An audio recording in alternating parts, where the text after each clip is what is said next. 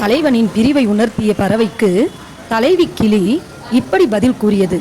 என் தலைவன் நீ சொல்வது போல ஒருபோதும் என்னை பிரிய மாட்டான். அவன் பேசிய சொற்களை நான் நினைத்து நினைத்து இனிமை கண்டு கொண்டிருக்கின்றேன்.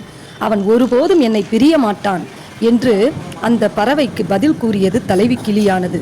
இதை கேட்ட அப்பறவையானது, சரி சரி, உன் விருப்பம், எப்படியோ பத்திரமாக இருந்தால் சரி என்று அந்த கிளிக்கு ஆறுதலான வார்த்தையை கூறிவிட்டு பிறகு அதன் வீட்டின் முற்றத்தில் போய் நன்றி சொல்லி பிறகு பறந்து சென்றது.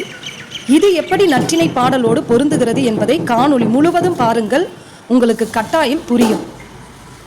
இந்த ஜோடி கிளிகள் இரண்டும் இப்படிதான் மிகவும் ஒற்றுமையாக இருந்தது. ஒரு நாள் தன் பெண் கிளியை விட்டு ஆண் கிளி பிரிய நேர்ந்தது. வெகு தூரம் பறந்து சென்றது. எனவே பெண் கிளி தன் இல்லத்தில் இருந்து கொண்டே பிரிந்து சென்ற தலைவன் கிளிக்காக தனிமையில் காத்து கொண்டிருந்தது. பிறகென்ன, நீண்ட நேரம் காத்து கொண்டிருந்து வராததால் பெண் கிளி தன் இல்லத்திற்குள் சென்று விட்டது.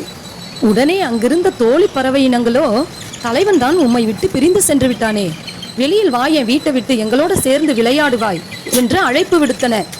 ஆனால் தலைவி கிளியோ தலைவன் பிரிவினால் அது வெளியே வரவில்லை. பிறகென்ன, அந்த பறவை பறந்து விட்டது. மீண்டும் வேறு வகையான ஒரு பறவை ஓயாமல் இந்த தலைவி கிளியை அழைத்து கொண்டே இருக்கிறது. தலைவன் தான் உன்னை விட்டு பிரிந்து விட்டானே, என்னோடு வாயேன், வெளியில் ஊர் சுற்றி திரிவோம் மகிழ்ச்சியாக என்று அழைப்பு விடுத்தது. ஆனால் அதற்கும் இந்த கற்பு தலைவி கிளி செவிசாய்க்கவில்லை. உடனே அந்த பறவை பறந்து சென்றது. பிறகு ஒரு வார்த்தை சொன்னது இந்த கற்பு கிளி, என் தலைவன் நீ நினைப்பது போல் அல்ல, நின்ற சொல்லன், நீடுதோர் இனியன், என்றும் என் தோள் பிரிவு அறியான் என்று அந்த பறவைக்கு மிக அழகான ஒரு தெளிவான விளக்கத்தை கொடுத்துவிட்டு மீண்டும் வெளியே வீட்டிற்குள் இருந்து வெளியே வந்து எட்டி பார்த்தது. சுற்றிலும் எந்த பறவை இனங்களும் இல்லை. காரணம், இந்த கிளியானது தன் தலைவன் கிளியின் மீது அசைக்க முடியாத நம்பிக்கை கொண்டிருக்கிறது என்று பறந்து சென்றது அந்த பறவை. மீண்டும் மற்றொரு பறவை வந்து இந்த கிளிக்கு அழைப்பு விடுத்தது. ஆனால் பெண் கிளியோ மீண்டும் மறுத்தது. பறந்தது அந்த பறவை.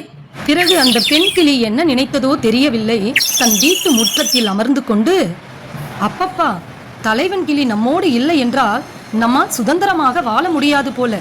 ஒரு பக்கம் பார்த்தால் நம் எண்ணங்களை மாற்றும் நட்பு பறவைகள், மறுபக்கம் பார்த்தால் நம்மை தவறான கண்ணோட்டத்தோடு பார்க்கக்கூடிய வேறொரு பறவை. அப்பப்பா, நாம் நிம்மதியாக வாழ முடியாது என்று நினைத்து கொண்டே உள்ளே புகுந்தது கிளி. நடந்தது என்ன? நாளை தொடரும்.